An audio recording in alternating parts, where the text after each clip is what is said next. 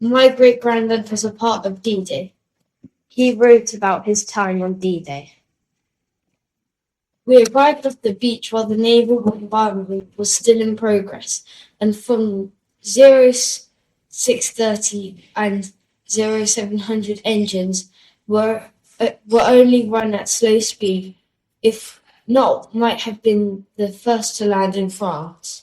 My instruction was to land in the east of the village of Lee Haymore at a spot about 50 yards to the left of a wreck of an old fishing boat. I was helped by having been given a photograph of the beach, which had been taken from a submarine a few weeks before D-Day. The wreck and the church at Morven were clearly recognizable.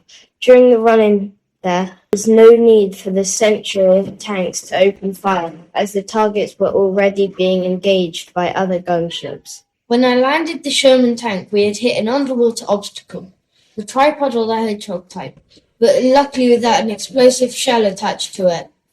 Suddenly the starboard engine stopped. Sir. Generator stop, sir. Permission to leave the engine room, sir. He quickly came up to LCT 2233, sunk into the sand about 5 feet in water. We were able to get all the crew and personal gear up onto the wheelhouse during the time it took for the craft to sink. The action on Gold Beach, to the east of Arromanches and Lee Haymore, where we beached, moved inland fairly quickly, and we were left with the beach parties organizing the continuous landing of troops and vehicles until the tide went out. This allowed the bomb disposal men to get rid of landmines and unexploded shells.